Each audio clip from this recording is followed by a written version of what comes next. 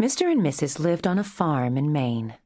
The farm was called the Old Davis place because it had belonged to Mr.'s grandfather.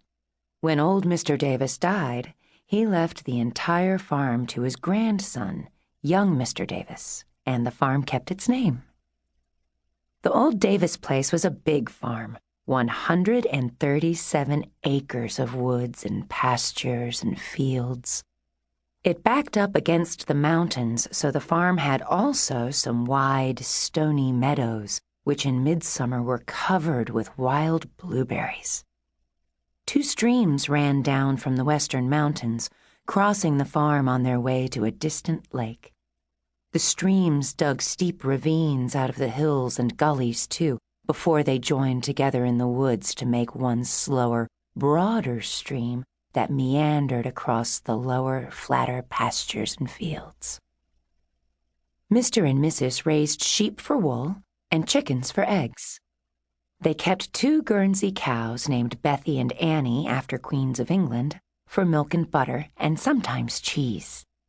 They planted alfalfa and hay, soybeans, and feed corn in their fields. They grew vegetables in a big garden behind the house, and Mrs. also kept a few flower beds at the front. What they didn't need for themselves, they sold at a summer farm stand at the end of the driveway. Vegetables and eggs and sometimes fresh butter. The alfalfa, hay, and corn that they didn't store for winter feed, they sold at the farmers' cooperative in town, as well as wool when they had it. All of the soybeans were sold at the cooperative. The soybeans were their cash crop. Of course, there were cats on the farm. A farm needs cats. There were 2 barn cats, and they were hunters. They caught mice and rats, the occasional squirrel, and even the odd, unlucky bird. A sleepy marmalade cat named Patches lived in the house to catch the house mice. Mr. and Mrs. had sheep, cows, chickens, and cats, but they didn't have a dog. Sometimes they wondered if they might want one. So one winter day, they went to the library and took out several books to learn about different breeds.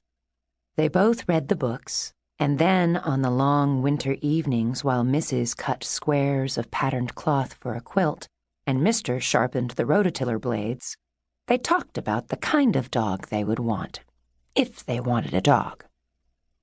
Mr. said, "I could train a dog to help herd the sheep and to find the milk cows when they wander off. A dog would keep the chickens safe from foxes and coyotes. The books say that border collies are easy to train, and they like to work hard." Mrs. said, "A dog would keep deer out of my vegetable garden and raccoons out of the garbage. A dog would be company for me when you are away all day. The books say that border collies like being with people." So it was decided. "We definitely need a dog, and probably a border collie," Mr. said. "But a purebred dog is awfully expensive, and besides, I like mongrels. I like what happens when different breeds have mixed together to make something new." "It looks like a border collie mongrel would be the perfect dog." "Let's go to the animal shelter," Mrs. suggested. "Not until spring, though. Not until we've moved the sheep out of their pen and up to the spring pasture." "All right. In spring, we'll get our dog," said Mrs.